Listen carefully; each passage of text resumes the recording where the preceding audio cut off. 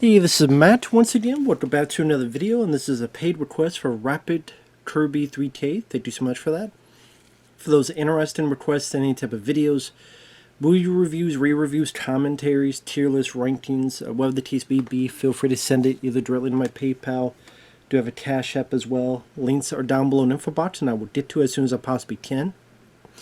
And, well, as you can tell by the title, Rapid Kirby 3K, which I apologize for the lateness of the video, but I guess it worked out for the best because it's a monster movie to see in October, so I didn't plan on that, but actually, again, worked out for the best for that.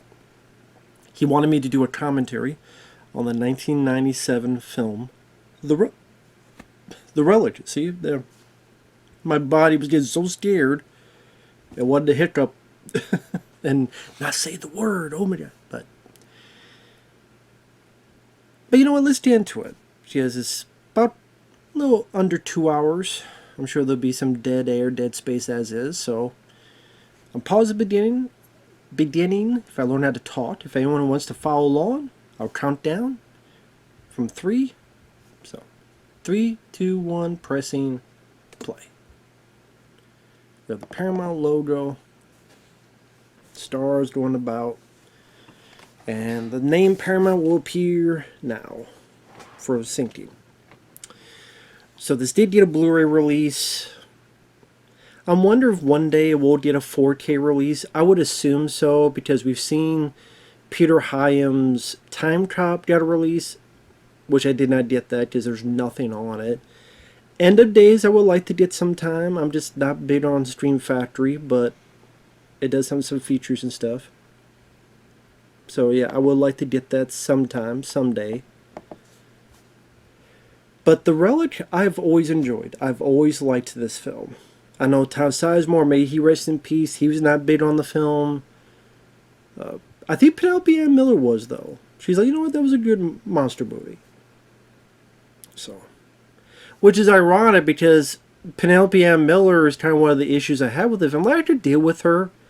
It's just there's other actresses I would have preferred. And Tom Sizemore is my favorite part of the movie, so go figure. But this is based on a book. I never read the book. I do not know all of the differences between this and the book. So for those who've read the book, feel free to comment on what all the differences are, because I just be talking out of my ass. So the idea is that this is kind of a setup for what he's going to bring back home, or so we think, but then we realize it's actually the person who has been mutated. So this guy here has been mutated and different forms kind of combined to become this creature that's reminiscent of this relic, this stone. Very dark movie, a very, very dark film. Sometimes a bit too dark. Like sometimes I'm thinking I need, night vision to see the film. But Peter Hyam's End of Days, he did that as well, where he really likes to make things dark. That's kind of how he prefers to do films of that nature. And I mean, it could work, and I think it does work in certain scenes, when it's trying to be very horror, scary, and the dark, and the inner recesses of the museum and the sewer. It's just sometimes it's a little bit too hard to see what's going on, but I did it as well.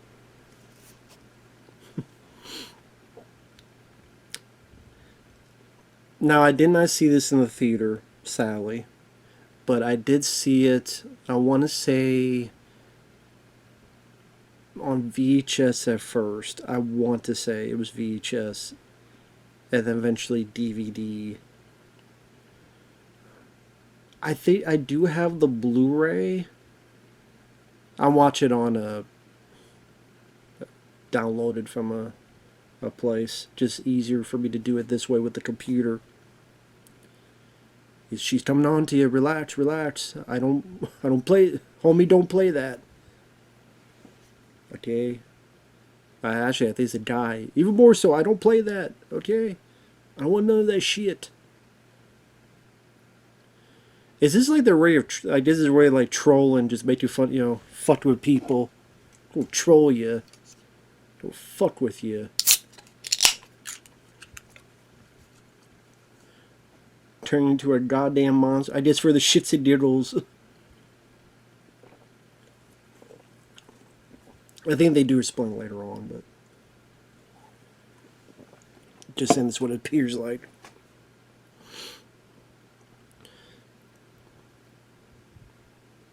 But I think it's this like kind of medicine thing he took, and I think the idea is like he keeps taking it or something.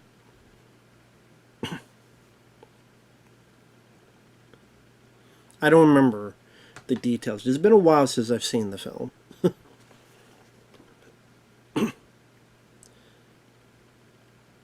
That, or is it that he has to keep doing it so he doesn't change?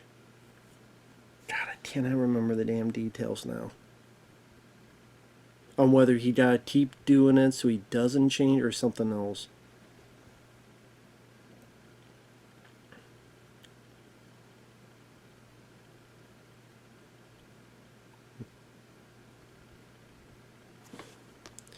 Well, if I got a computer, why don't I just look it up real quick? I got the movie still playing.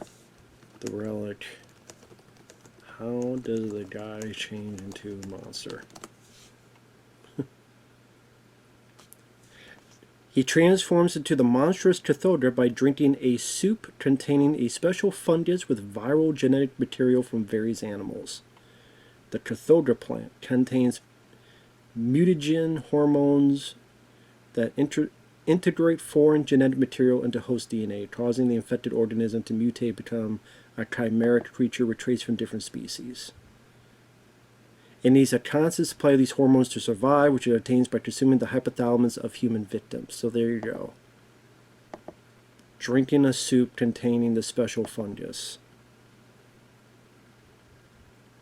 So there you go.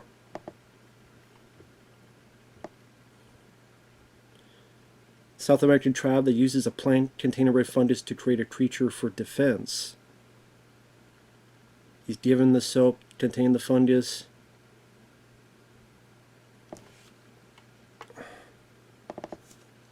Why does the tribe give the fungus to the doctor?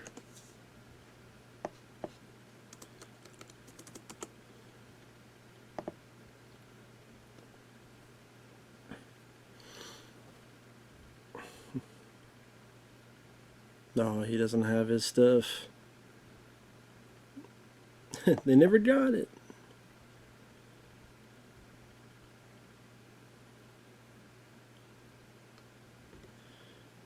The tribe view him as a threat and want to eliminate him. They lace the soup they offered him with the fungus, which has a powerful mutagen effect.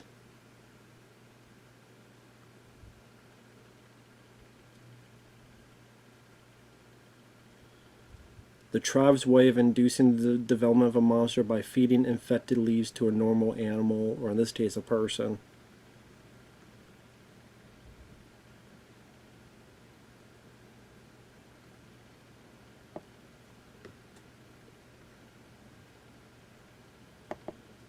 Yeah, it just seems like the tribe are dickheads. That's the thing. The tribes are just fucking dickheads. Fuck you, asshole. Here's this fungus. You don't turn into a monster. You don't fuck off. It's like, what a dick. That tribe is just a dick. Well, I mean, hey. Maybe that's kind of, nice. It's unique in a different way because, we don't want to offend people and we can't have the tribe be savages or assholes or villains. No, sometimes some are. Not all of them, but some are. So these are just trollish assholes. Sure, why not? But Tom Sizemore, we got him, and then we got Clayton Rohner here as our two cops because it takes place in Chicago. I like these two guys. I kind of would, I don't mean to badmouth Penelope Ann Miller too much. I think she does fine. It's just with Penelope Ann Miller, I like Mira Sorvino more and Mimic. I like her performance more. I would prefer Demi Moore. I would prefer Gina Davis. I would have preferred someone else other than because Penelope Ann Miller is just kind of there. But Halle Berry, like if you put Halle Berry or Gina Davis or Demi Moore, or if Mira Sorvino had done this film instead, or something of that nature, I would have liked it even more. Penelope Ann Miller is just kind of there. I would say Sigourney Weaver, but she would never do that. But who knows? I mean, now we have the cat, but I do the typical cat joke, but cat jump scare. But I like that he goes, "Was it a black cat?" Whew, okay then. So at least okay, it's the typical cat steer, but at least it plays into Tom Sizemore's superstitious, which I love that about the character. I love that he's this superstitious guy that, don't walk over the dead body, don't do this and that. Even at the end with the monster, he doesn't want to go over the dead body, he walks around it. And it's one of the few times where Tom Sizemore got the lead, which is why he did it. Now, I think later on, Tom Sizemore said he wishes he would have waited for a different movie to get a chance to be the lead, a different project. I guess maybe he thinks a monster movie was beneath him, although he would later do films like Bottom Feeder. And let me tell you, The Relic is a hell lot better than Bottom Feeder. And this teacher don't know what she's doing. Don't run, kids, don't run. And they're fucking running anyway. Can't control shit. Goddamn you, teacher. Well, another way you know is Chicago got someone wearing the Bulls. Chicago Bulls, which that's definitely... Although to be fair, in 97, half the country was wearing Chicago Bulls. 91, 92, 93, then 96, 97, 98, the three-peat, and the other three-peat, team of the 90s. But I mean, Penelope Ann Miller's fine. I mean, I don't want to be too harsh on her. She's fine. She looks nice. She looks pretty hot, to be honest. And, they're much worse. I was talking about Tom Sizemore. I liked him as an actor. Sadly, he passed away in 2023. It was crazy. There was kind of a bit where, is it Tom Sizemore or is it Michael Madsen? And there was like similarity between the two. And one died 2023, and then one died not too long ago, Michael Madsen. So it's okay, maybe for nobody else, but for me, it's like, damn, it's weird that they died kind of close to each other within a few years of each other. But before I get into this little person here, is Linda Hunt, which she got some accolades for being in the film The Year of Living Dangerously with Mel Gibson. I think Sigourney Weaver was in that. Speaking of Sigourney Weaver. She was also in Kindergarten Cop. I think she was the principal in that. She was on this TV show Space Rangers, the few, like 4 or 5 episodes that lasted. And I forget what TV show. Was it NCIS? She was on a TV show for a while. But I always thought Linda Hunt was a good actress. And funny enough, these two were both in Kindergarten Cop, because I always forget Penelope Ann Miller was in Kindergarten Cop. So kind of to like Kindergarten Cop reunion. Now, I don't know if this is true, or no, maybe I'm thinking of Deep Rising. I was going to say Harrison Ford was offered. No, I think that was Deep Rising. Harrison Ford was offered. I'm sure it was offered to a lot of bigger name actors. I bet Stallone was offered it. I bet, Arnold was offered it. I would guarantee you they were offered the cop role. But, Tom Sizemore did it. I didn't get back on track. Tom Sizemore I've always liked. He was in True Romance. I like him in Lockup as the friend to Stallone. Turns on him, but then redeems himself. He was really good in Lockup. Saving Private Ryan, he was really good in that.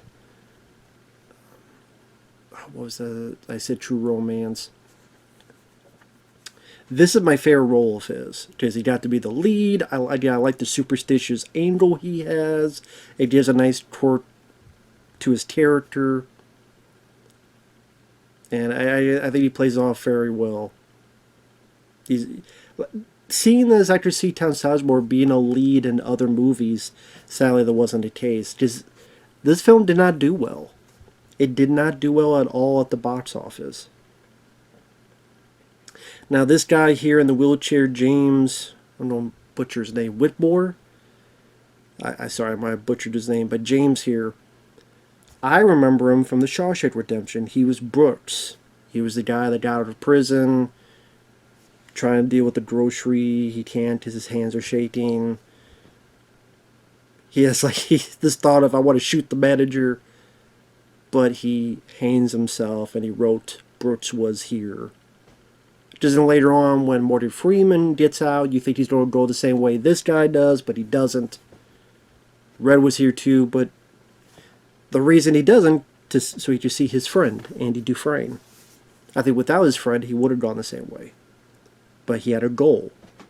He had a purpose. But yeah, James here, he was really good in The Shawshank Redemption. I liked him here as well. But yeah, like I said, Tom Sizemore is really good. All these people do a solid job. And with me, monster movies was always appealing to me. Now, granted, when I say that, I'm not talking about nowadays where you get like a fucking Sci-Fi Channel, shitty, like really shitty CGI that has like no effort in it. Or stuff today where it's like they feel they're beneath being a monster movie. Like Alien Earth. That's a show that like doesn't want to admit it's a monster show. So it's talking about all this other stupid shit. Oh, but wait, there's a xenomorph there.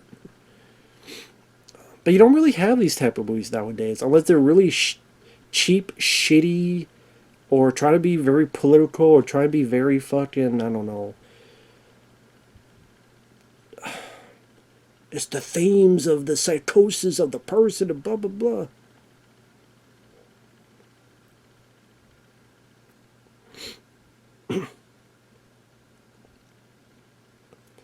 But, I mean, like, a monster movie with an actual decent budget,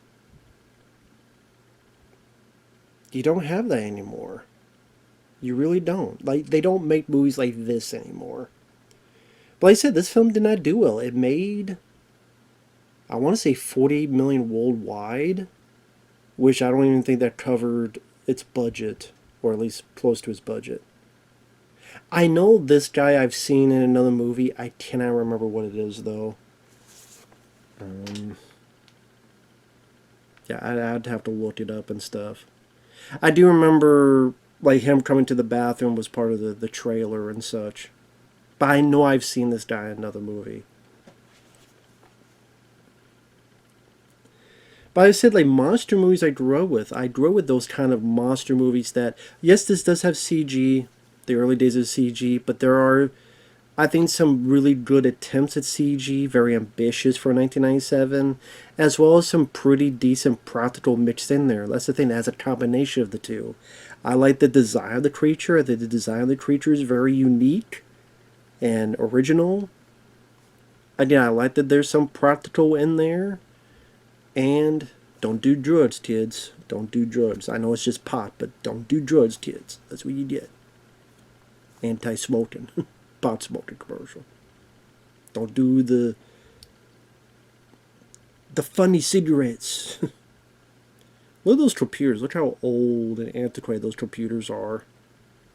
And those window boxes and shit. Those were state of the art back in the day. So what it is, based on a book, but I haven't read the book. I think the book came out in 95. Tom Sizemore, I love his performance in this. I think he's very fun. I think he's likable. I like his superstitious angle. Penelope Ann Miller's fine. I would have preferred a Demi Moore and some of the other stuff I mentioned. Gina Davis, Mira Sorvino, but she was already doing Mimic at the time. I love the setting. I love the setting that's in a museum because it's unique. I mean, how many movies, monster movies, are in a museum? Not a lot, which I like. I like that. I like how unique that is. I will say, watch it here, whether it's the streaming. I like the way it's lit here in the museum. It's very dark and foreboding, and I think it works here for this scene. I do.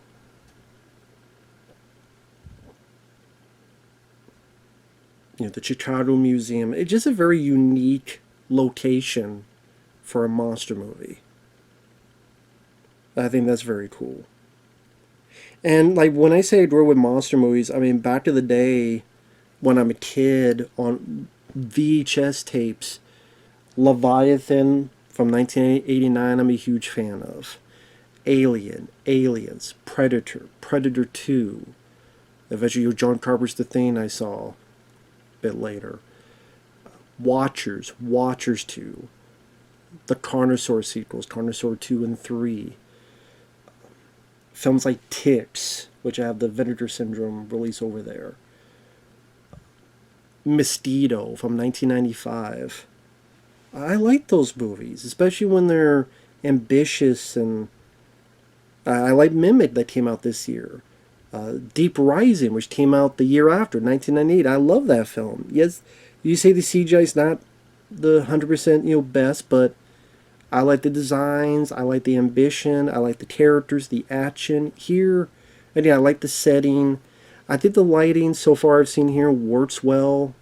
I think some of the sewer sections where it's I have to watch it again. Maybe watch it again. The lighting won't bother me as much. I kept thinking a kid got killed in this, or or am I thinking of Mimic? Because I know a kid got killed in Mimic. I'm trying to remember here. Um,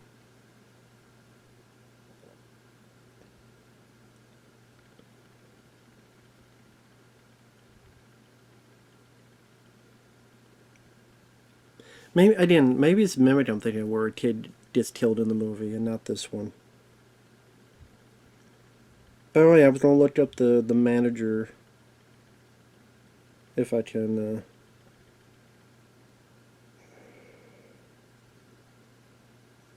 Um, if I can find the guy. No, it's not on the Wikipedia.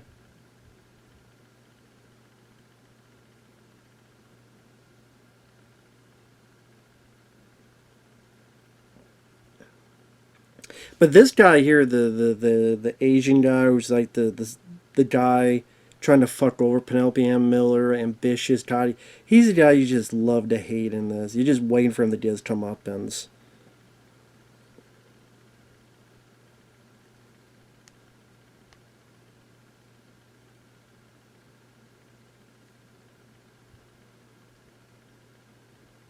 Of course, someone has to text me right now as I'm doing it. It seems like whenever I do a commentary, someone has to text me.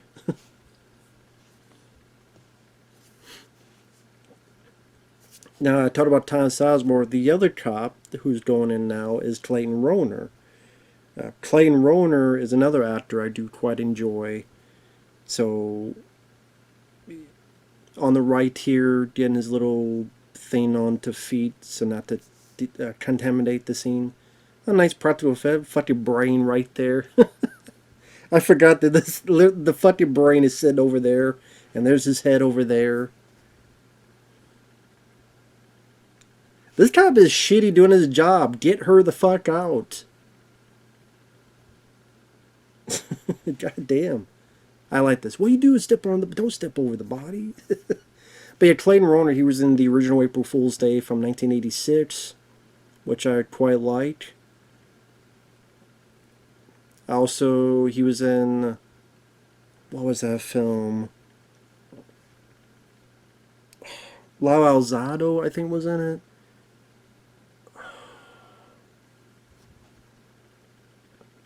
God, I can't believe I forgot what the fuck it was called.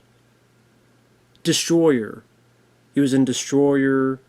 Like I said, the original April Fool's Day, which I quite like. He was also in this TV show, which I think is okay, but I always remember because it was an interesting premise.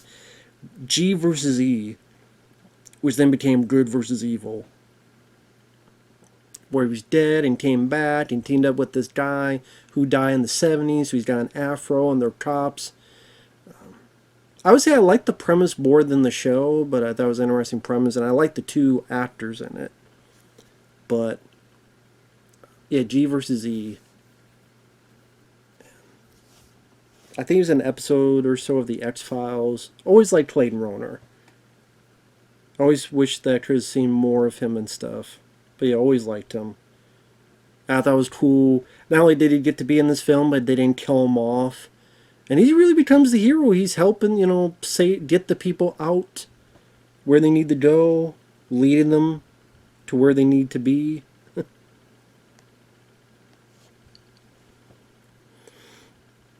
And yeah, it's cool. I know a friend of mine, Stuntman Mark, which maybe one day will. One day I like me and him to do a commentary on this film, because I like to get his insight because he lives in Chicago. I think he's been to this very same museum, or at least he lives near Chicago, and I think he's been to this museum. So I like to get his thoughts on this stuff while watching it. So I was going to ask rapper Kirby, would it be okay if Stuntman Mark joined, but I figured, well, he's out for a solo commentary, so I'm fine with doing a commentary more than once on a film, especially if it's a film like this. So we'll have to do that sometime. But fuck, I mean, how many movies have multiple commentaries on them? So why not?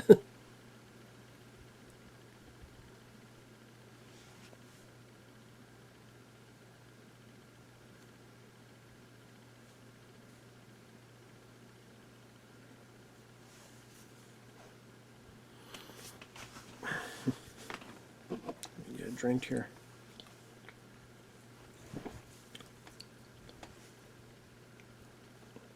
All the research and study they do here.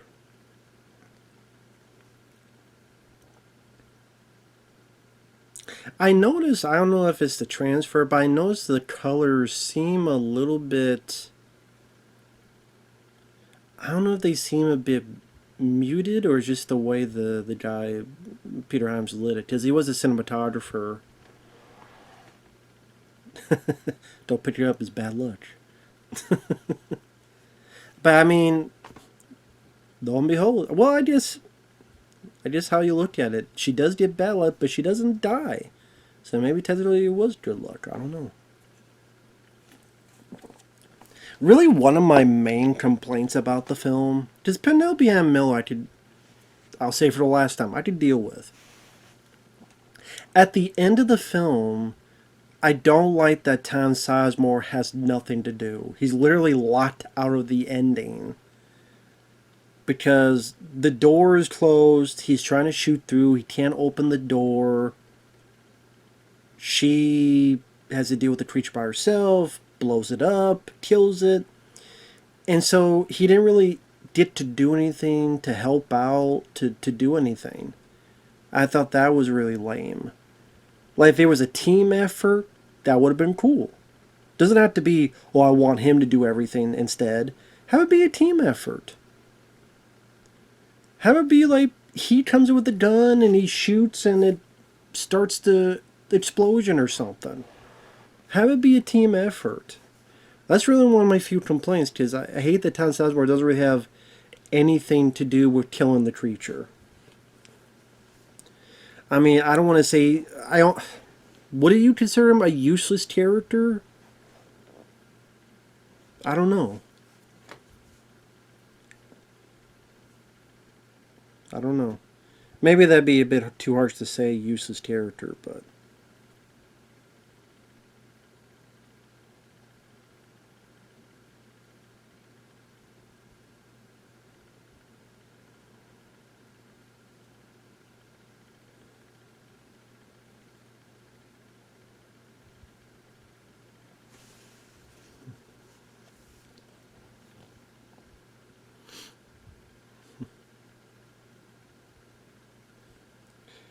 So I guess in a way, this is establishing the environment, establishing the workspace, which will be used, or we'll see more heavily at the near the end of the film, when trying to be hide and seek from the creature and get away from the creature, and so at least we establish the area.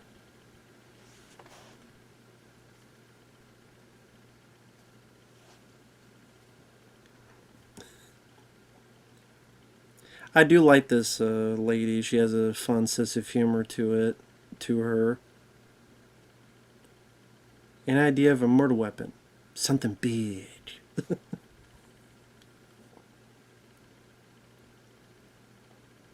Or that when he tells the guy, he never shuts up, because the guy only says like one thing.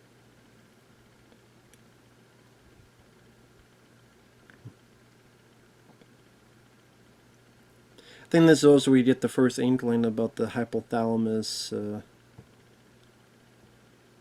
I think she says this head is light.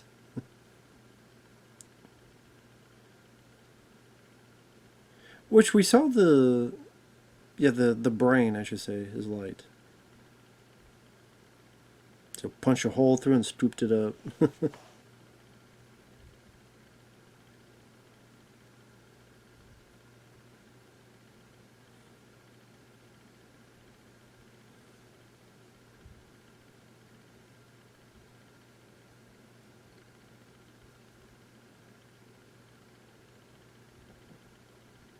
Yeah, that's where you don't realize it's a bit light.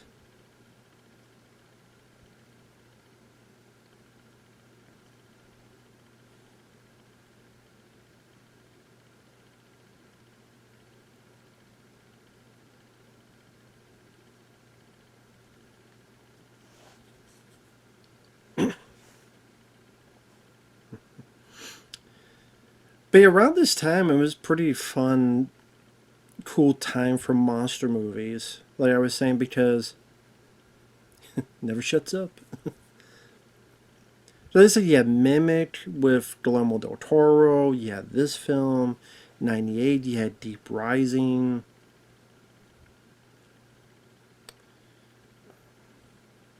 I think, was it 96 or so? Like, you had Tremors 2 Aftershocks around, was it 96 or so?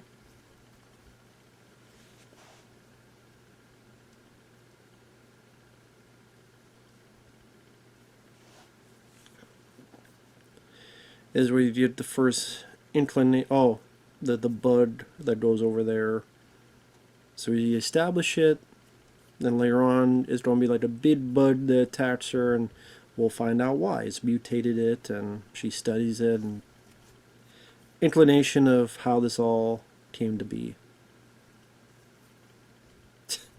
Don't even think about it. No food. Well, yeah, exactly. No food. Don't put food in there.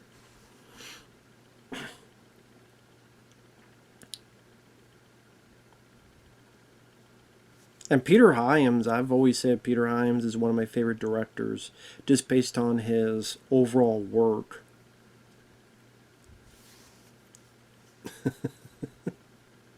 How the fuck does someone get custody on a dog? But yeah, you had Outland, which is coming to 4K from Arrow Video. I'm a big fan of that one. That's my favorite Sean Connery film. I love Outland. Stay Tuned is an entertaining comedy. Narrow Margin, I think, is a pretty good thriller with Gene Hackman. Rest in peace to him. Time Cop, one of my favorite Van Damme films. This, I think, is a pretty good monster movie. End of Days is in my top 5 Arnold films. So I know sometime I want to pick up that 4K of End of Days, because I do enjoy that film.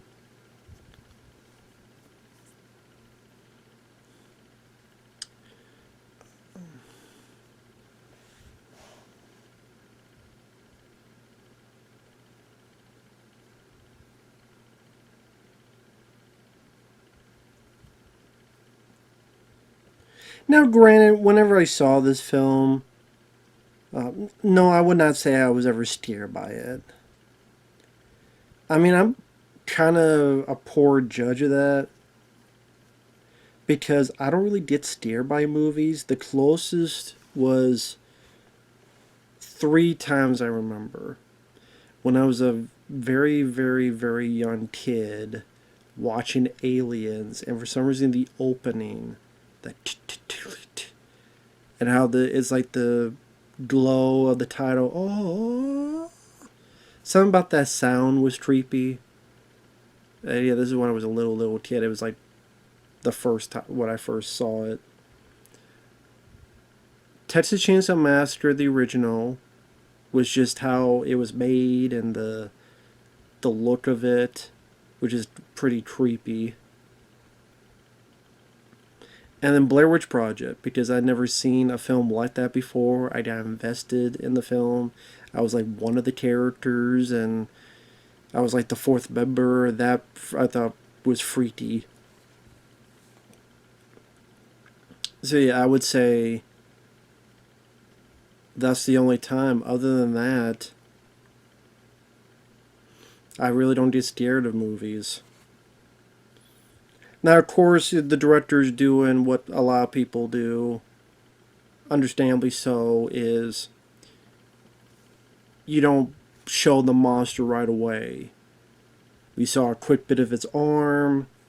You hear it. I think this is like the cleaning lady, I want to say. Because I think there was the monster she heard, but then it's the cleaning lady here, I believe. Am I right on that? Is my memory still fucked? Yes, there she is. In the asthma. I'm surprised they have her working there considering a fucking guy died. Because if it's a fucking serial killer, it's like, do you sure you want to still be here, lady? And of course, like Jaws, and again, similarities to Jaws, where you don't show the creature, the monster, or the shark, or hear the monster. You don't show it right away. You see little snippets until you don't need a bigger boat, the big reveal. You have the party, with the beaches here, the gala, superstitious gala, needing to be opened, not closing the beaches, even though they're warned. I will say, Tom Sizemore character is not useless because he does take control when things go awry. He's like, you are going to go over there. You don't take these people out here. You don't do this. You don't do that. So at least there's someone like that taking charge. And it's funny, Roger Ebert kind of, and really enough, Siskel and Ebert actually liked this movie, which I was rather surprised, but that was pretty cool. One of the few times I agree with Siskel and Ebert at the same time. But they did give us 2 thumbs up. And sometimes they surprise you, or surprise me with that. And I think Roger Ebert said it's kind of like you put like a monster movie and then kind of like a disaster movie. Which I kind of get that, where the people are going from point A to point B, like a disaster movie. I don't know.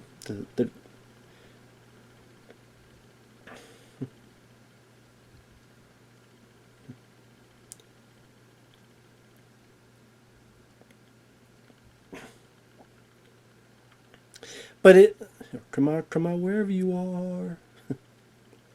It is a slow burn, so I wonder if a newer person saw this nowadays, they would get antsy about it. Where's the blood? Where's the gore? And hey, I can understand that because there are films that I felt that way about. But I guess is the other. Oh yeah, isn't it like this homeless guy?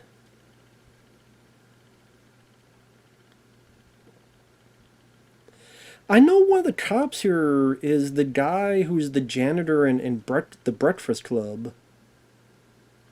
The Breakfast Club is one of the I can't remember if he was one of the detectives or just one of the blue, cops in blue. Yeah, you tell this whole thing like very low lighting. But see, I remember like the VHS tapes. I swear, like it had seemed brighter. But I'm sure with the Blu-ray and such, just like PRMs wanted to make sure, no, this is how I wanted to look. But yeah, I talking about like Robot Monster films. I mentioned Leviathan. I mean Tremors. I love the first Tremors. Stephen King's Graveyard Shift. See, I like that practical there. And like this layer reminds me of like Graveyard Shift. There's another film I love. I got the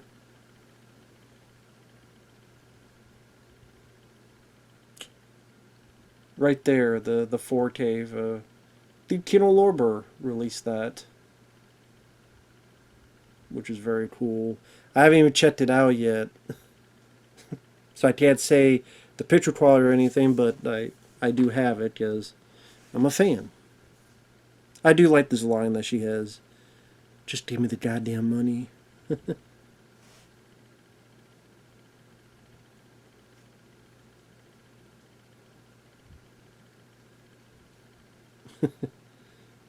Just give me the goddamn money. I do remember that being pretty funny.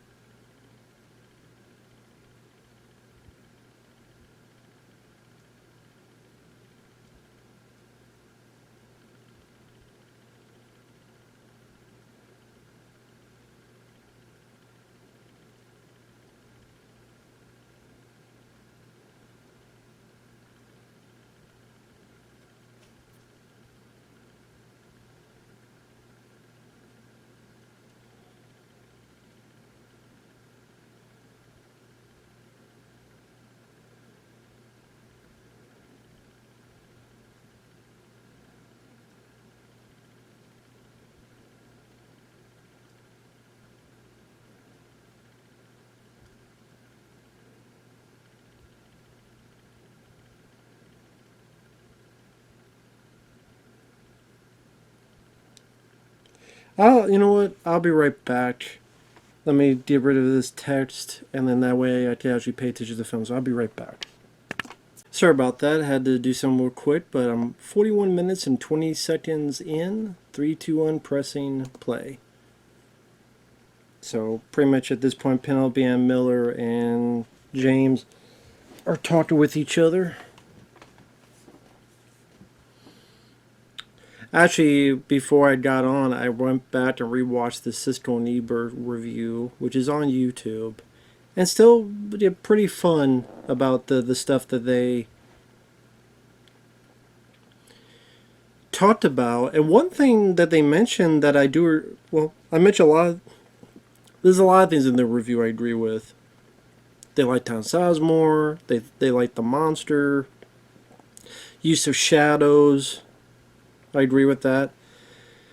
But they also mentioned how it was nice that there wasn't a love story, which I agree with, because this could easily have been where she or he falls for the other and it's not needed. And they mentioned how, why couldn't they do it for that tunnel movie, Daylight, with Sylvester Stallone?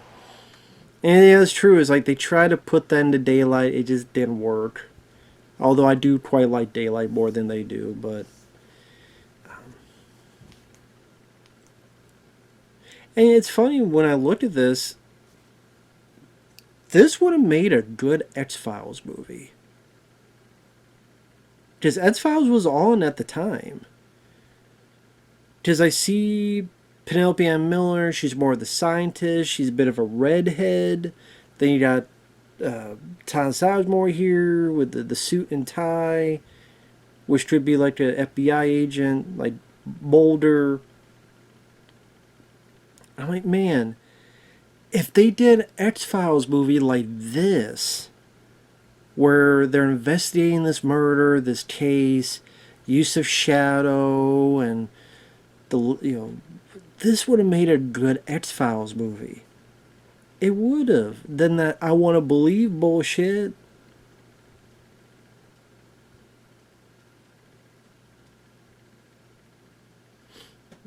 That's just me, though.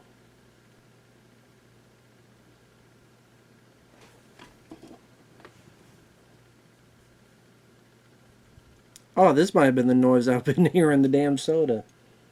I think this guy, the top, I think he's the guy who was the janitor in the Breakfast Club. So yeah, they kill this homeless guy. They think, oh well, that guy was the murderer. He was the one that did all this.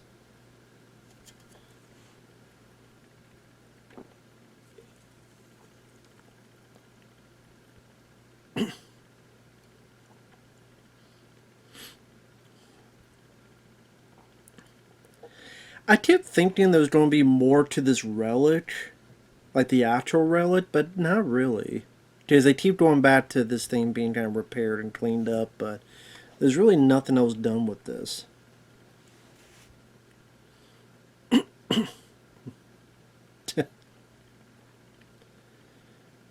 Well, I don't know. The apps looks really clean. Probably because he didn't use it. But I would say, well, don't. I would go, well, don't that apps look pretty clean to you? As if, you know, has been used or anything. Don't walk over the... And hey, think about it. Clayton Roner listens to him. No bad juju, no bad superstition elements, and he lives. So maybe Sizemore was right about that. And Tad Sizemore's character, he's got the good idea. He's like, I want to be sure that this was the case. He's like, something's wrong here. I love you talk about the hypothalamus. We got like hypothalamus collections.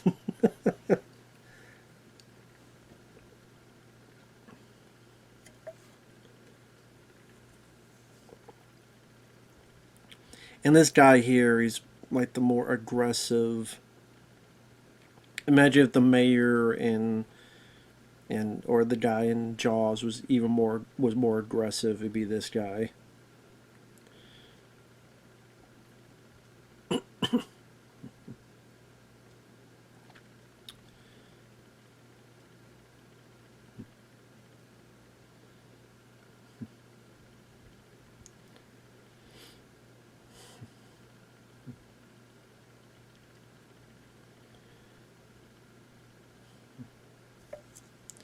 You brown nosing asshole. Fuck you, buddy. I would like the monster to rip his fucking head off. Now I know this guy here I've seen and stuff. I know I have. Isn't this guy the guy in I swear this guy is the guy in Die Hard. I gotta look this up. This guy here. On the other... If he's who I think he is in Die Hard... Let me... I swear he's the guy in Die Hard that tells Bruce, John McClane, squeeze your toes when you get into the hotel room. Robert Lesser as the mayor. Yeah, he was in Die Hard, the businessman. Yep. So this guy who plays the mayor, he's the guy in Die Hard that... I know you won't believe me, but when you get in the hotel room, make fists with your toes. Trust me. And then John McClane does and goes, son of a bitch, he was right. Make fists with your toes. I knew I recognized him. And now that I got this, I could look up... yeah, John Capellos. He's the guy who's the janitor in the Breakfast Club. I think he's one of those two cops. I think.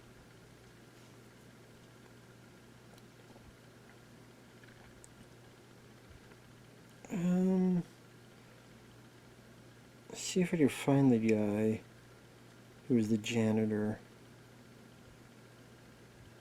I don't know if I can. Because I don't remember what the fuck the character's name was.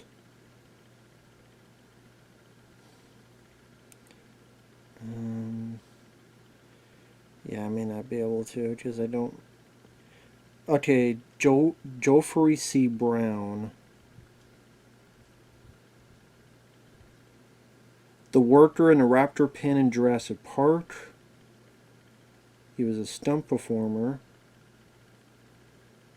Acting wise, let me look at his acting credits.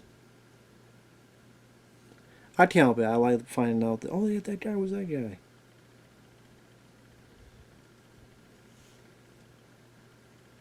He was in Cyborg. Okay, he was in the Van Damme film Cyborg.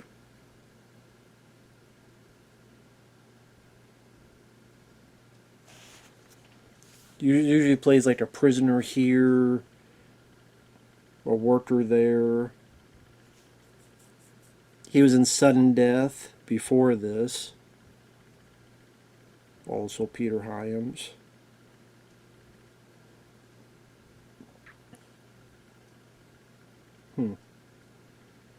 He's in Maniac Cop 3, I believe.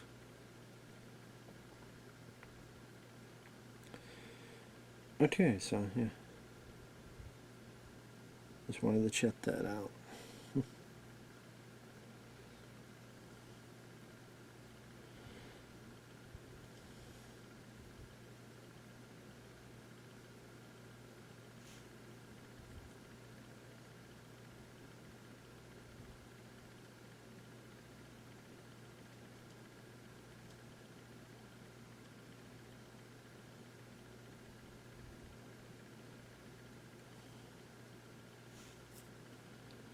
And this guy just a two-faced prick. Just God.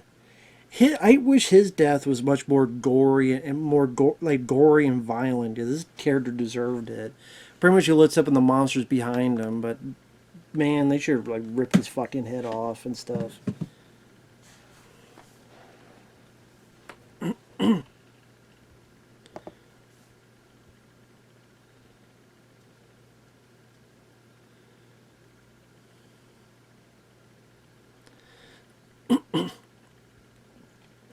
So yeah, I mean, as you can tell, it's not the most action-packed movie, which probably is one of the reasons why.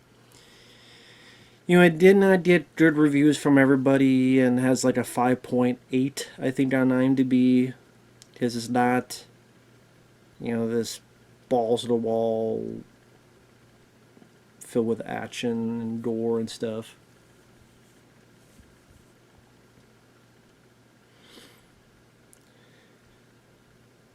But that's kind of the catch-22. If you had all this stuff happening, there's no way this would take place where all these people get in. And then the shit hits the fan and, things ratchet up.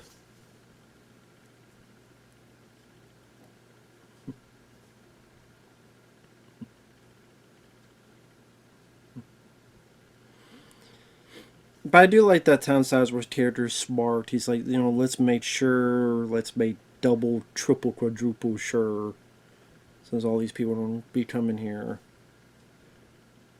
that everything's A-okay and stuff.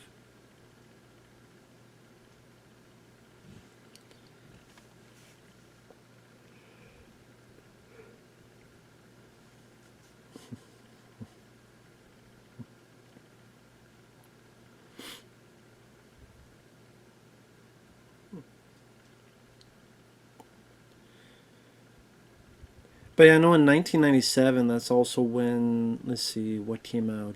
The Lost World, Jurassic Park 2, I believe, came out. Speed 2, Cruise Control.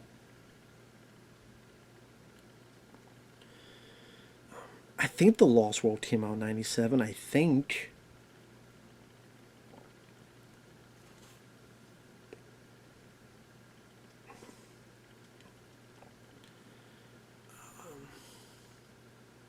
God, now I'm second guessing myself. When did The Lost World come out? Yeah, okay, it was 97. I just wanted to make sure. But yeah, The Lost World Dress Part 2 came out, Speed 2 came out, and then that December, somewhere around there, Titanic came out, and then Titanic wiped everyone away. But yeah, this came out and didn't do much business. Mimic came out. I don't think that did a whole lot of business either. So I guess people just were not really looking for monster movies. Deep Rising was a huge flop, sadly. I would say of those three, Deep Rising is my favorite. Like, Deep Rising is a bit more of that rollicking roller coaster movie. Like, Deep Rising is definitely much more action, much more, yeah, the mercenaries, the people that want to take over the ship, and then they find that everybody's gone. They wonder what the hell's going on, and then they're taken out one by one. You have those guns with the like turrets on the. Definitely more of a that. There's the scene where Fompter Johnson dives and the guy shoots the flare and goes over here, explodes like over there on the other side of the wall. Now what? We don't see that every day. What are you looking at? Shoots the monster's eyeball out. Rest in peace, Tree Williams. I miss Tree Williams. Always liked him as an actor. Loved him in Deep Rising. Sucks that he did not talk about it when they released that Deep Rising. I think it was Tino Lorber released it. Fucking sucks that he didn't talk about it, man. I swear I've seen an interview where he's like, yeah, that was a fun movie to do, but I wish he would have done an on-camera interview.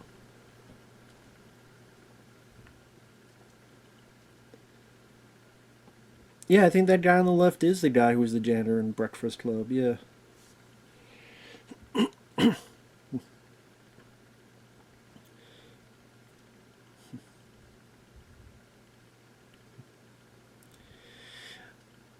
But I guess it's kind of like when, for example, slasher films. If you're a big slasher fan, if you think about the '80s, there's quite a few slasher films that don't. I mean, there are of course some that are very bloody,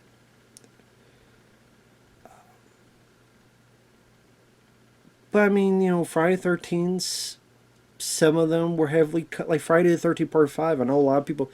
That's a film that I could watch. But a lot of people love Friday the 13th Part 5. And you think of that film, a lot of that blood and gore is cut out. And Friday the 13th Part 7 got cut out. I mean, a lot of slasher films that era, unless you're like Maniac, The Prowler, the first and fourth Friday the 13th films. My Brother Valentine was cut heavily until at least now we do have an uncut version, which is nice and great to see. But I guess my point is that if you go into it looking for that and you don't get a lot of that meat and potatoes out of it, you still enjoy further aspects. You enjoy the feel of the film, the kind of general aspect of the film of it being a slasher movie. I guess what I'm getting at is that's how I feel with monster movies. At least at this, where if it's well made, where it looks like an actual film, there's like some shit that would go to the Sci-Fi Channel, but it looks like a film that would actually go to theaters. That looks like they got polish behind it. Polish. Is that okay? I didn't enjoy the environment. The tear. Now this guy here with the walkie-talkie. Oh yeah, this asshole says there's nobody there because he wants her to not be able to have a chance to get the grant and whatever. This fucking asshole. This guy needed like nuts ripped out of his ass. But I would also say this guy on the right.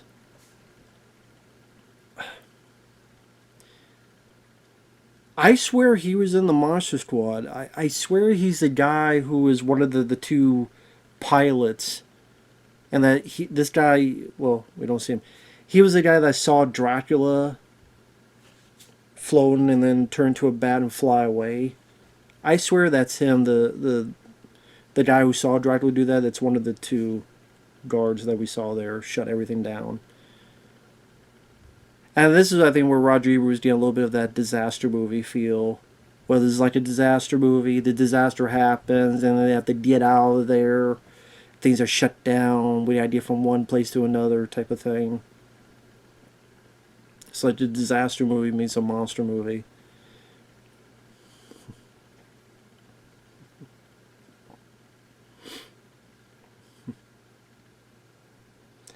But I would bet that there'd be a lot of people that would say that the film is too boring. That there's not enough action, not enough killing, not enough monster stuff.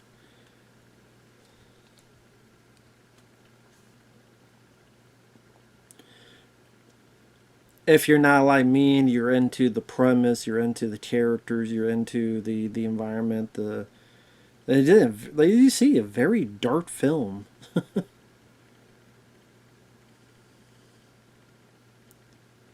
Which I mean, on one hand, yeah, it would probably be this fucking dark in the sewers. So can't really blame them for that. You know what I mean? It's not like magical sunlight and shit's gonna come out of the woodwork.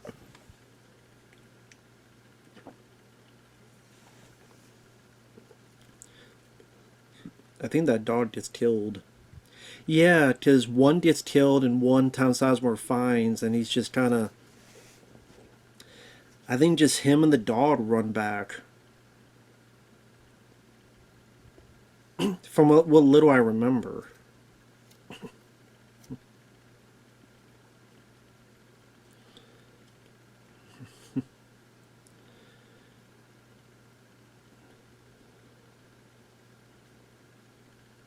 Yeah, because I think he tells the other guys to get back and tell them. Oh yeah, he runs over and Tom Sizemore goes after him. That's right. And that's where he tells him to get the hell.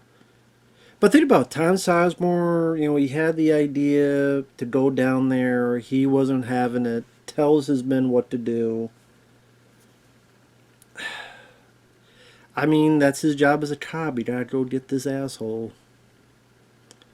I mean, granted, the guy's looking for his dog. He's an animal lover, but still, it's like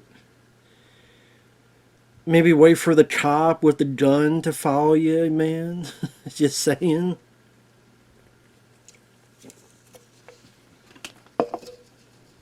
Just saying.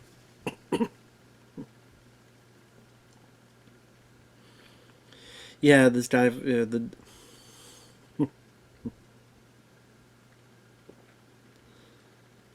yeah, you can't really blame this dog being steered.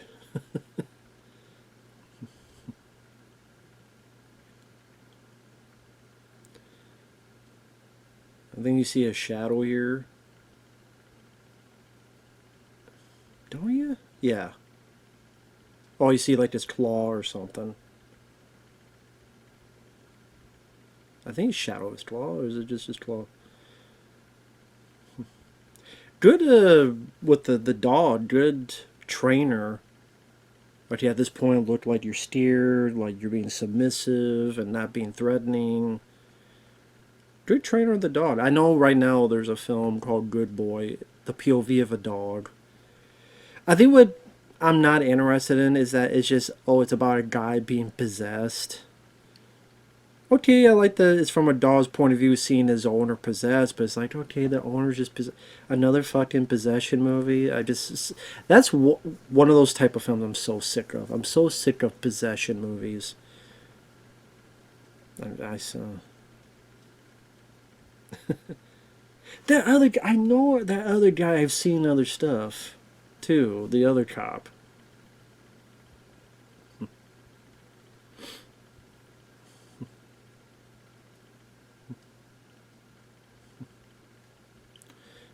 I will look it up, but I know eventually you don't find that dog. Just him. I remember him and the dog going back up. Jesus Christ, that goddamn damn nest.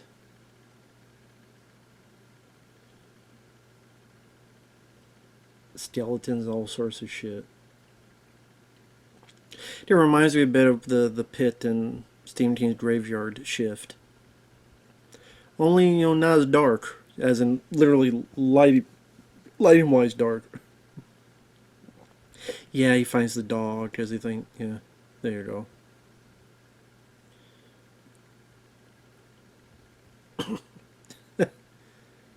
I like that the dog happy to see him, so licking his face. Because it's like, wow, I could get out here and live. Thank you, guy.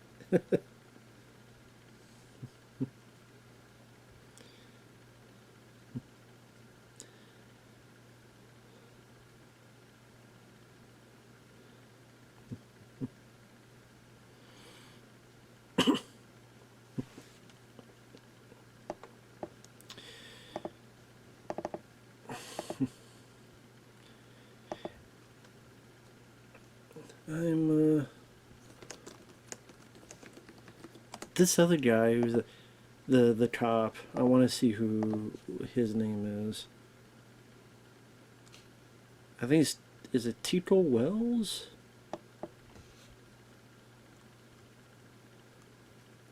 Yeah, I think it's him. Oh, that's why I recognize him. He was in Universal Soldier. He was the guy who's one of the people working with the Unisol units. He was the guy checking them. Ugly picture. Ha, very funny, very funny. He was the one who Dolph Lundgren slammed to the chair, moved his head, and the needle came out of his cheek. That's who, the black guy. Yes, I'm describing him black because he is black, just like I'm white. There's nothing wrong with that. People get mad about that. I'm like, what's wrong with that? Tall, short, white, black. This shirt is black with red and green. I mean, there's nothing wrong with any of that. It's, if you get offended by that, that's your problem. Anyway.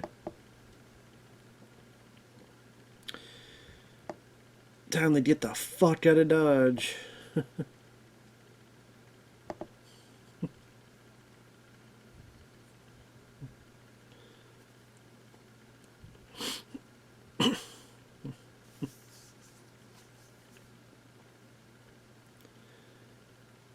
Makes me wonder where the hell the monster, how the hell he put that body there.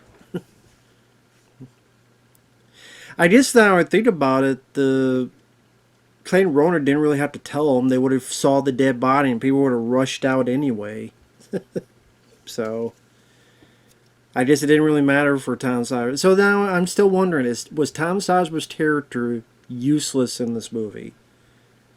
Because that body would have fell, they would have been scared and get the fuck out and ran.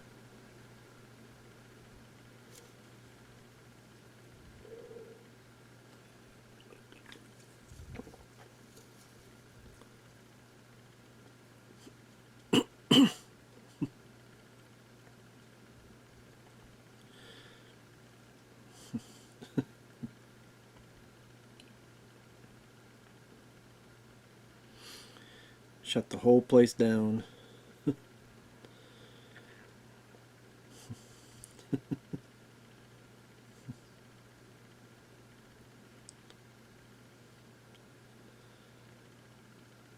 So, what is making everything trash? I mean, we just saw the one body fell. Is the idea that the monster is pissed off or something, is now doing all this stuff? So that's one of my question is, what's making all this shit go up the creek? The only thing we saw was a body fall.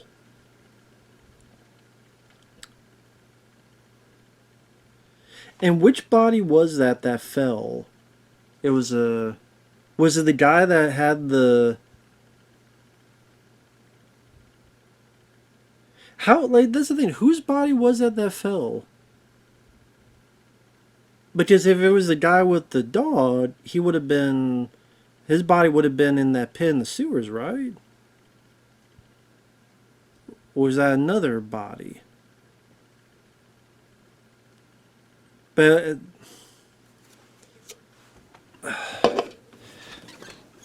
let me check real quick. Because now I'm confused. Whose body?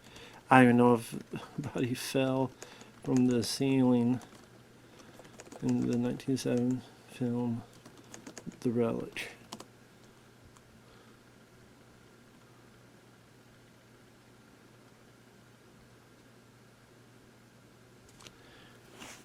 A murder police officer falls from air conditioning vent.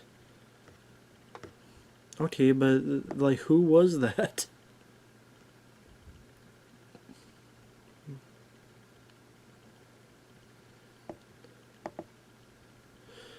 Yeah, but at the same time, oh, I love this move. Like, Clay Roner's trying. I love that slide. Hey, I mean, he's putting some effort, man. Give him a raise. He's trying. Damn chair broke, though. He's trying, though.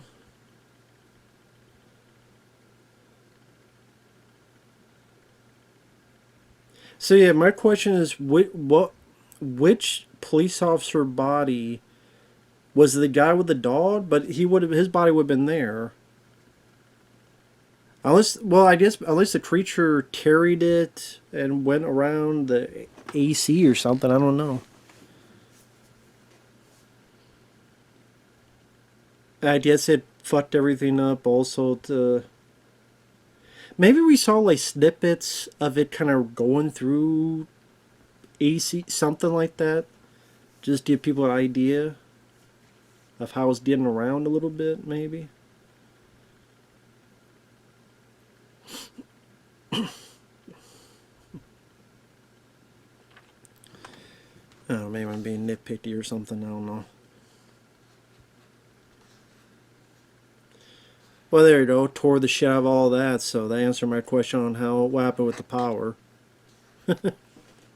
Answer my question on that. There you go. So.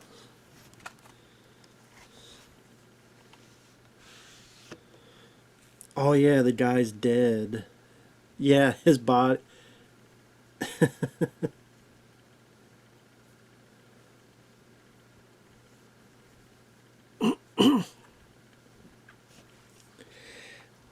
Yeah, you could tell that Alien was an influence on the film. Like when the guy turns and looks up, that reminds me of Harry Dean Stanton in Alien. See, okay, they want to stay, but Ty Sizemore ain't having that. So they won't listen to Clayton Roner. But Ty Sizemore, he's going to put the foot down and be like, fuck this.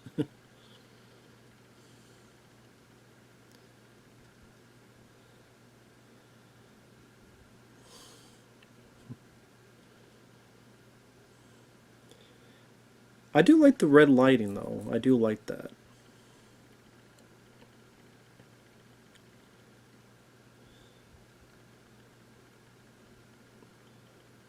The head that just flopped back.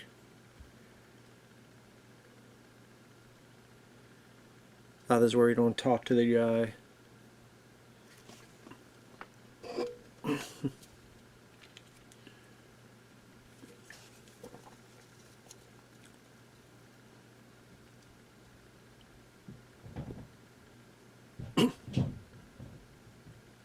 What's the cat doing? I'll be right back. I'm 1 hour, 12 minutes, and 36 seconds. Unpause now. Sorry about that. Side note, got more than one cat. There's two dishes that are the same food, but they have to fight over one side, even though one could have one here and one have here.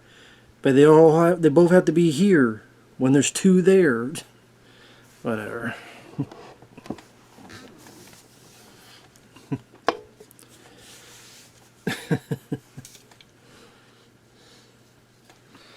Hey, you can fire me, but you need to shut the fuck up. That's pretty much what she's saying.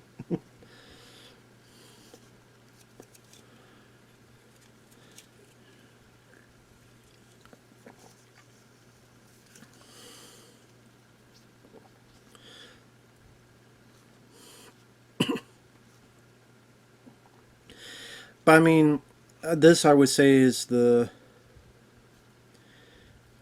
what makes him not a useless character.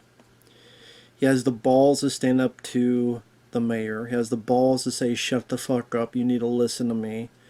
He has the plan to go through there and get these people out, and it works.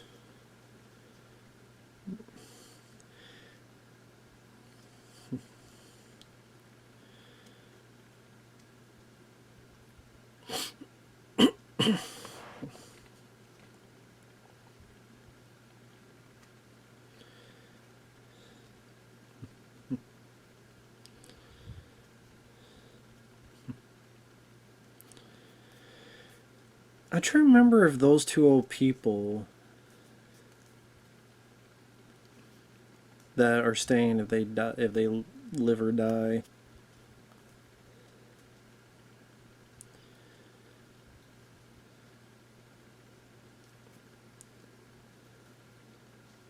I like these two guys, these two cops, but neither of them make it. So you're fired.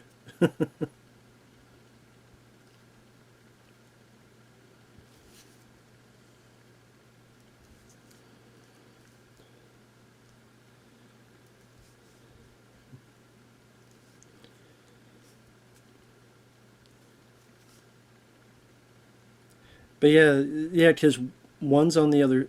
I think the guy that was the Universal Soldier, the guy who's the cop, is going to be the Baptist. I think he's the only one in that group that dies.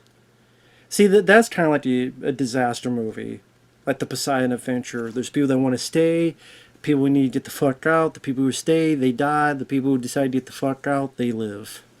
And kind of like the Poseidon Adventure. And even have like the water and stuff.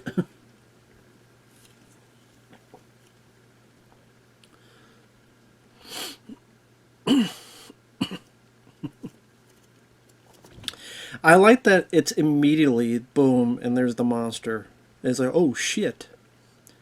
Because you think it's going to be the slow build up, as it turns like, oh shit, it's right there. And see, that's a mix of, you saw the side of it, it's practical. Then you have a little bit of CGI for the running, but it's not wall to wall, everything is CG. And I like that as it goes on, you do see more and more of the monster. So we saw a bit more of that, and then we're definitely going to see when it rips that fucking guy's head off. With the SWAT team guy and stuff, and there's the guy that's cut in half. So it amplifies and builds up.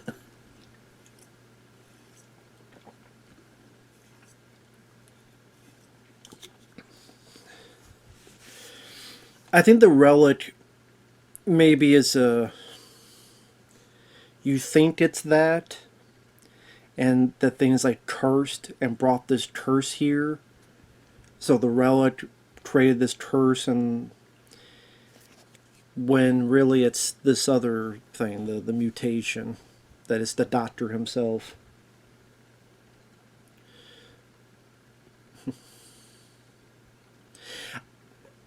One thing I'll say about the look of the film is I do kind of wish that the characters had that warm human complexion, because everyone looks like a fucking vampire.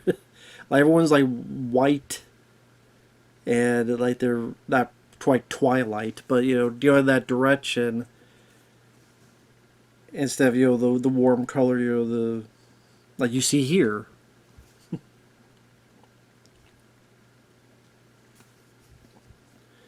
I'm sure it's based more on the lighting.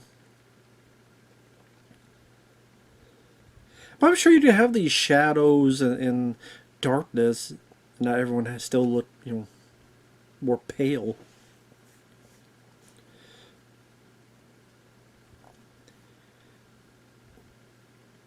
So I would say again, nitpicks. Number one, Tom Sizemore, I wish he had more to do with the killing of the monster. The first half, I wish there was a couple more kills. Like those kids.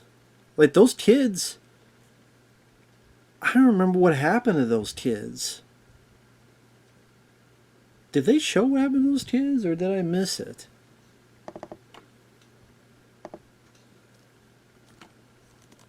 What happened to the 2 kids in the Relic?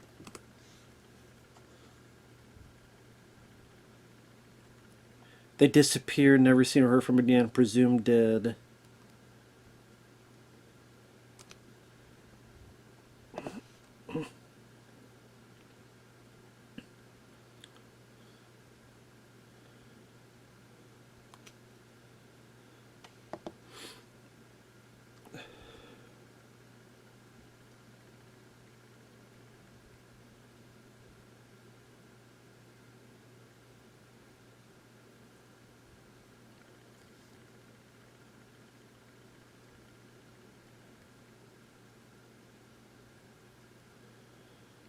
They're shown briefly with their parents when the police show up to deal with the security guard's death. They're only shown for a second.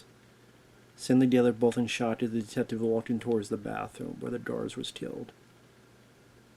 Ah. So in the book, the 2 boys are killed. Okay, so yeah, I did. So when the guard died, you briefly see him. Okay, it really is blinking you miss it, because I fucking missed it. I can't rewind to look now, but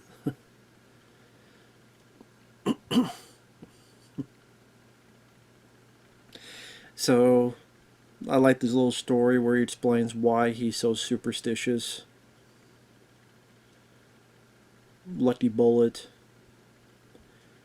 Should be dead, but in fire, and I mean, something to believe in. I mean, why not?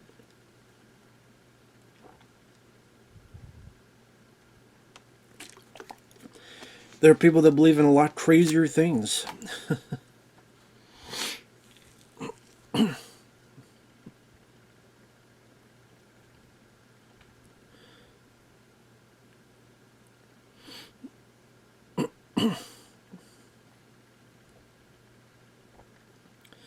Yeah, I don't know if those 2 old people, or I know this guy gets killed here.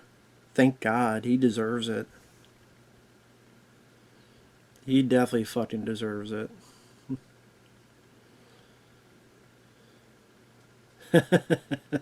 Picks him up right from his fucking head.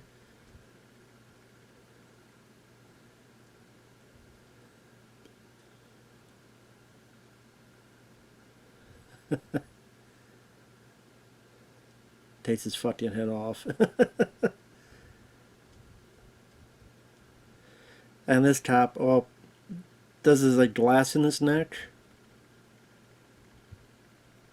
See, that stuff's practical, and that's cool to see. Again, I like the mix of practical. And that's Stan Winston, man. There you go, yeah. In the neck. That is a cool looking creature, man. Now we get CGI.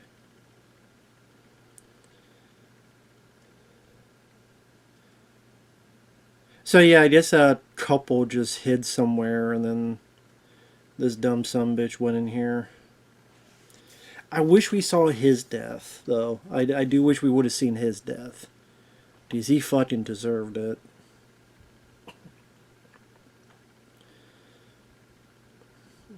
He definitely deserved it. I do like the reflection here. I think it's a cool shot. That's a cool looking shot. We see the blood spray. And we hear, it seems like it suffers. He suffers, the fucker. But again, I wish we could have seen, tear him in half or something. So what was it? The Chimera? I think that's what it is, where you have like a bunch of things put together. Chimera.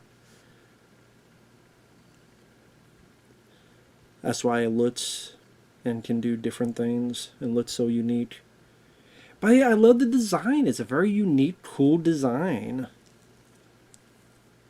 I know, I think Quentin Tarantino talked about this and he didn't like the design. I don't know, but at the same time, listen, I like Tarantino. He's not the end all be all. Yet we all have our own different opinions. So, you know, he has a right to his. I have a right to mine. But,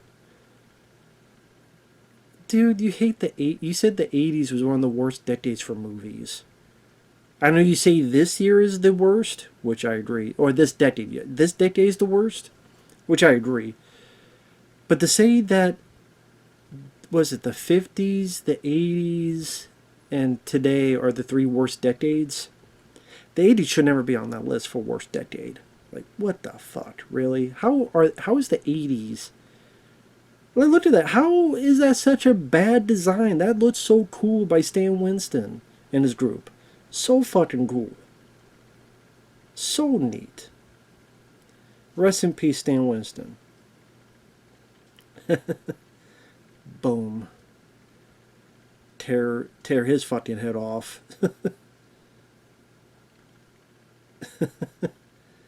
Popping heads off like Pez dispensers.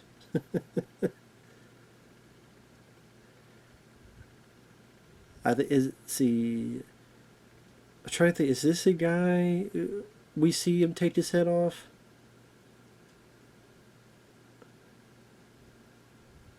I know there's a guy that you. Yeah. Yep. This is it. Do I remember? I always remember this scene, which I always thought looked really gnarly. There you go. And this is a guy they just cut in half, ripped in half. God, you guys gotta pull faster. And yeah, this is CG, but I think this is fine because it's in the dark. So, and to mix it with practical, it's fine. Like they, like that's definitely more CG than usual shot because the lights on it. But a good chunk of it is in darkness and then a lot of practical. There you go. That's like one of those. Let's give the audience some, you know, meat and potatoes of kills and gnarliness. Like, come on, we made the audience wait for a bit. We gotta give them a few kills, and he got him there. He gets around because he got all the fucking way over here now.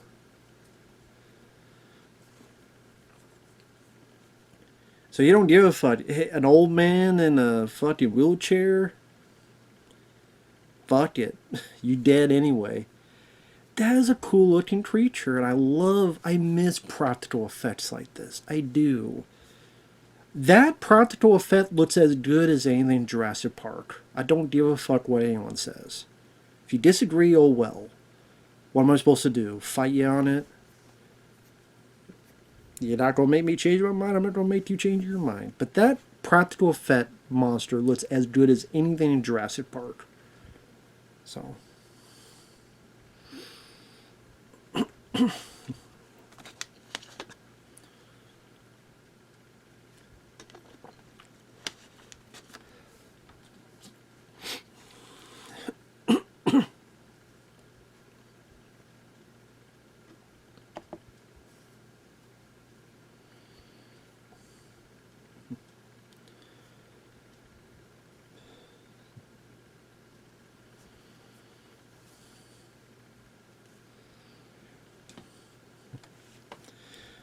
Liquid nitrogen. Kind of different because usually in this kind of movie they would have a flamethrower. I don't know, just a flamethrower, but liquid nitrogen, a bit different. Freeze the fucker. Another monster movie I enjoy, Split Second. That's another one I enjoy. Ah, yeah. You see a bit of blood there.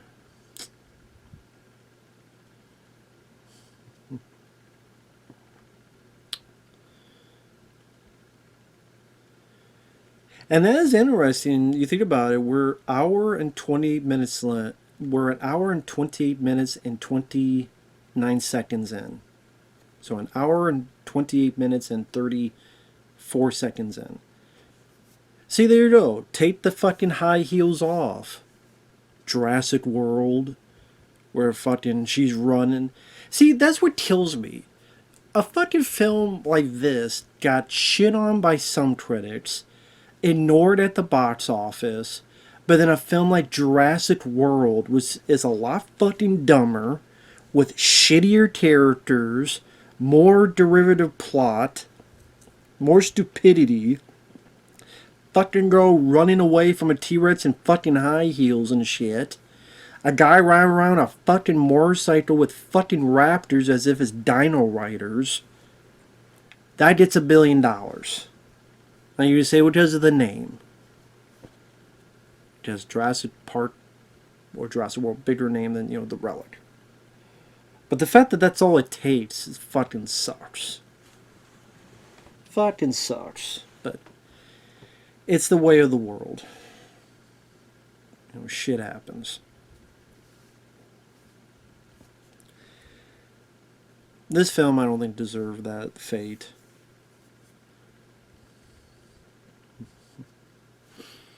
I always love in films when we get into the sewer system. Sometimes I wonder if it's because I grew up with Ninja Turtles and they grew up in the sewers. The 80s cartoon, the comic books, all that stuff. But it's just such a good setting for a monster movie. So whether it be like a Watchers 2 or Mark Singer's Guide into the Tunnels or see Alligator. It's not sewers, but underground, like Stephen King's Graveyard Shift. Stuff like that where it just is such a great location. It's claustrophobic.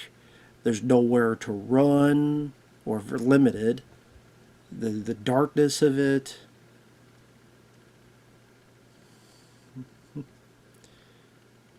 I think this is where he's going to get killed here.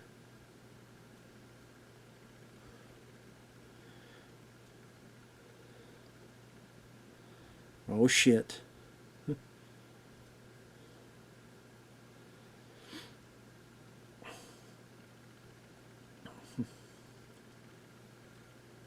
Up there you go.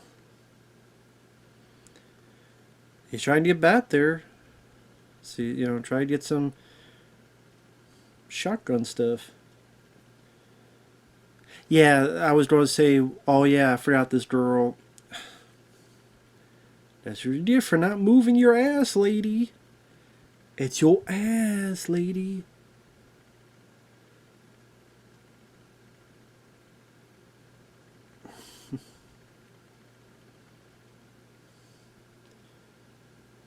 I was just going to ask, like, why did it go away? But yeah, they're spraying the stuff there, so it's going to go towards them. So that's another thing.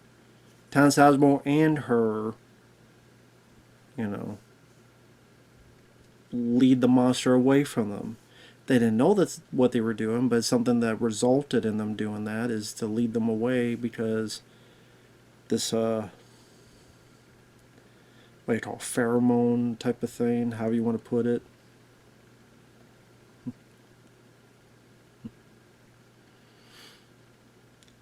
Otherwise, it would have been chewing them up and spitting them out one after the other after the other.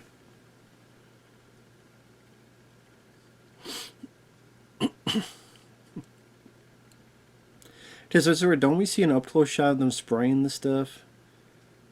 Well, actually, if they haven't sprayed the stuff yet... Right? Or maybe they did that already.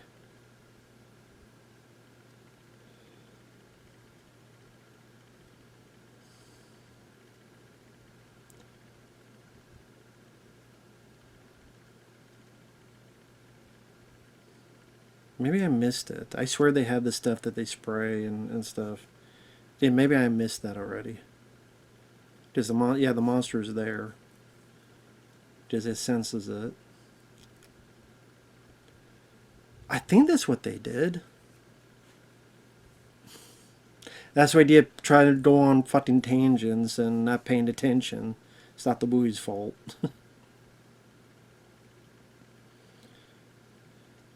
Nice sound design in this.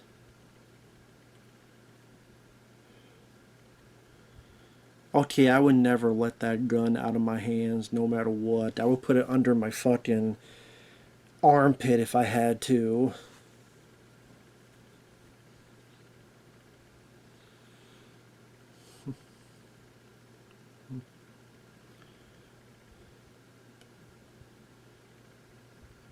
Oh shit.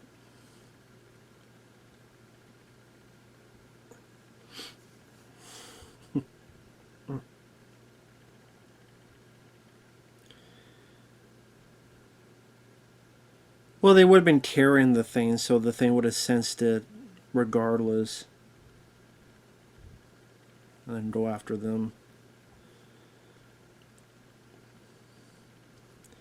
But hey, they became inadvertently the bait, which helps these people get out of there. So there you go. Once again, to show that Tom Sizemore is not useless in the movie.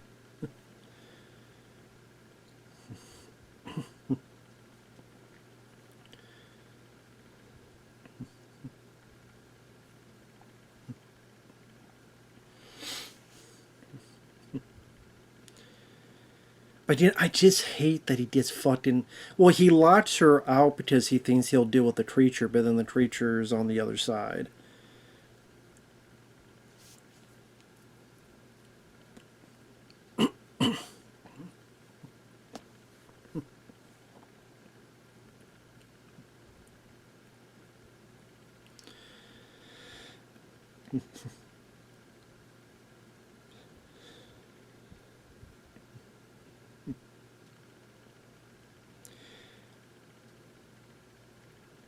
Look how long it's taking him to get through the fucking door with that damn torch.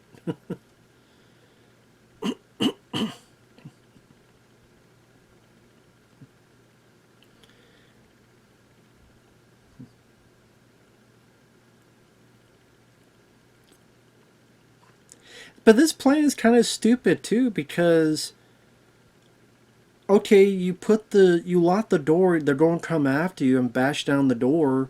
When it bashes through the door, you aim and fire. So, kind of a dumb plan in itself anyway. Does it jump through the skylight? Oh, this sure finds those part human. If it started as a human, there you go.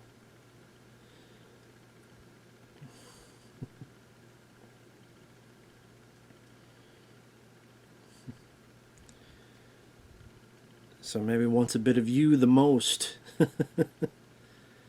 Because John's like, I'm horny for you. I want your hypothalamus the most, bitch. See, that's a good mix of practical, maybe a bit of CG, but a lot of, like, that's CG, but a lot of, so that part's CG, but the stuff before practical, that's a good mix of it, man. Again, I hate that he's not in the finale here. I'm glad he doesn't get killed, but it's, they want, the alien. That's really the way I call it. Oh, the strong female lead. Well, she was strong to begin with, but they could work together. There's nothing against them working together, but it's like, hey, oh, it's going to be more sympathetic for the audience that the woman's in danger because, I mean, I'm going to say it because they don't want to say it. They inadvertently think that the woman is the weaker person. A, because she's not a cop, doesn't have a gun. B, because, muscle mass, size. So it's like inadvertently, it's like the woman's more vulnerable. So the woman's more vulnerable, have her by herself. She seems the more likely to die than if it was just a male by himself. And then, I don't know. It's like they don't think of that purposefully, but that's what they unintentionally kind of lead it to. And it's like they don't realize that.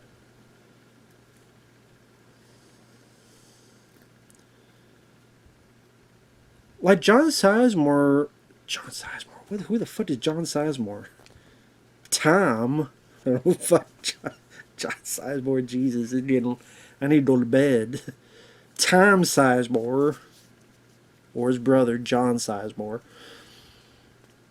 Like Tom could be like shooting, hiding, shooting Moore's gun. You know,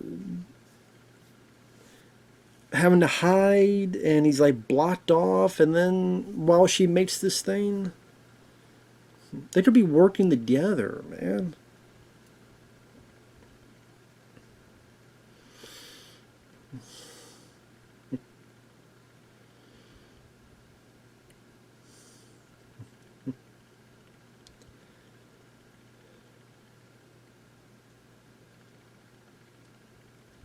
But this stuff with the monster does look really cool. I think they did a really solid job utilizing the creature as much practical as they could. I forgot how much practical was in this, which is a nice surprise.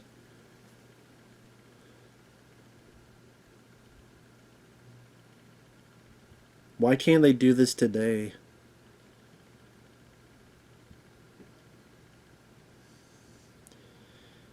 And you know what? Alien 3 might have done this, but this is a much better movie. Oh, remember when the alien was right next to Ripley? Well, I'd rather watch this. I like this more.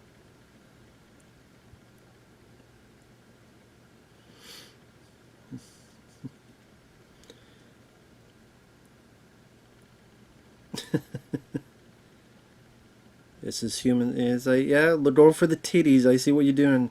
I just That's why I think of the doctor John Whitney. That's why I thought like John Simon. Which is I think of the doctor John Whitney. He likes them titties. You saw where his tongue went to first.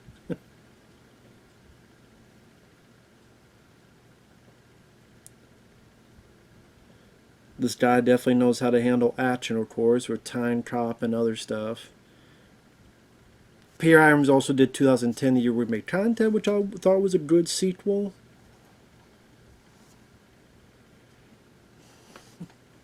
Running Scared, fun film with Billy Crystal and Gregory Hines. So, very capable director. And you know what? This monster, for 1997, on fire, that's a cool. Those are cool shots. It's a pretty valiant effort for 1997. That really is. And it does look cool. And then you got the real practical explosions surrounding it.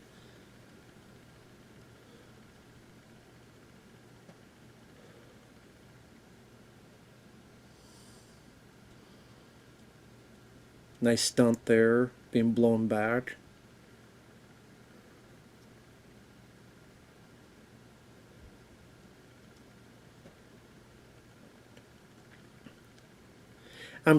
Now I remember thinking, okay, is this the one with the flesh-eating insects in it?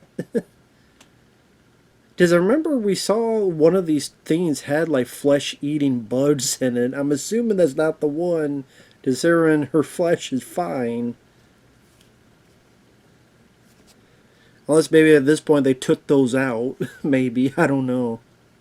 Or there might be another one that's around. But as I said, the last one I saw one of those, like the flesh-eating bud thing. I'm like, I hope you're not in there. I may take my chance with the creature.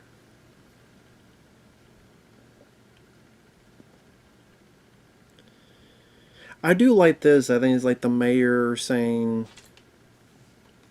"If you mess with him, you deal with me."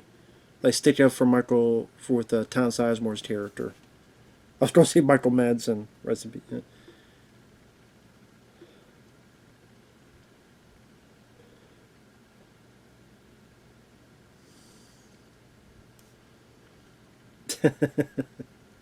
I like that. I thought that was cool. That was a nice little character moment, sticking up for Tom Sizemore's character. I like that.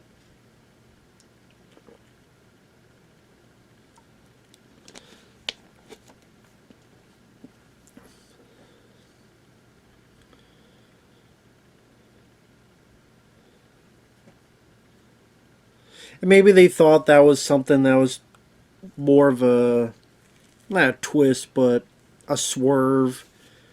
You think, you know, Tom Sizemore is going to be the guy to help and save the day, but, you know, the lady did it, you know, that type of thing.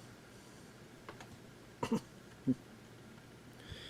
like, well, that's not much of a swerve. I mean, you've seen Alien, you see Aliens. Michael Bihn's hurt, Bishop's ripped apart, and Sigourney Weaver takes care of the Queen.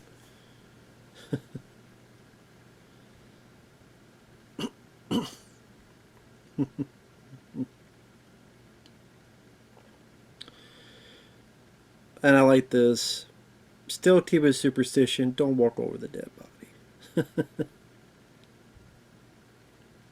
And yeah, the monster's dead. The movie's over. You know, as Roger Corman would say, when your monster's dead, the movie's over. No sequel bait ending. No elongated bullshit. Boom. And also the score. The score I thought was well done. The score fit the film very well. I want to mention that. Good job on the score. I forget who did it. But yeah, the score I do like.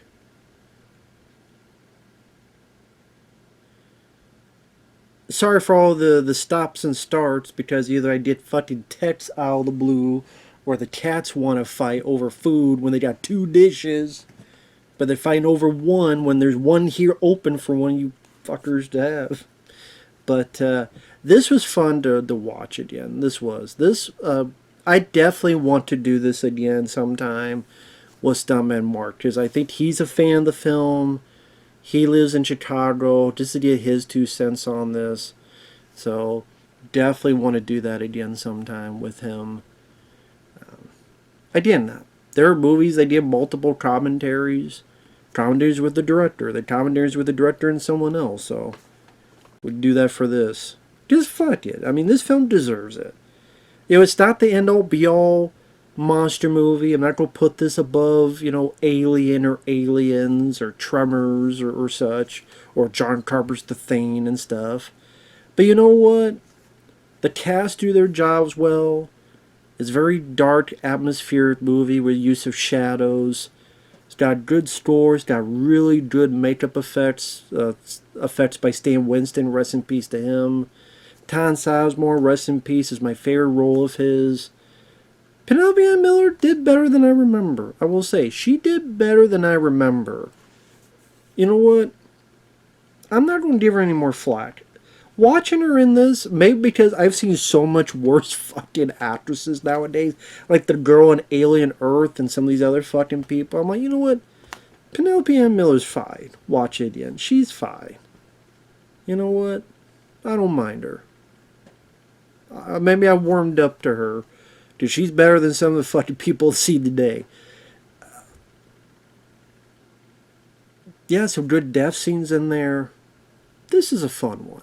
I do like this. So that said, thanks for watching. Take care. And we will see you in the next video. And thanks to Rapid Kirby 3K for the request. Again, I think I will ask Stuntman Mark if he wants to do a commentary on this sometime. Of course, people will now watch this and go, what the fuck, how come you doing it again? Well, if you watch this, you would know, so that's your fault. But thank you, take care everybody, and we'll see you guys later. Bye-bye for now.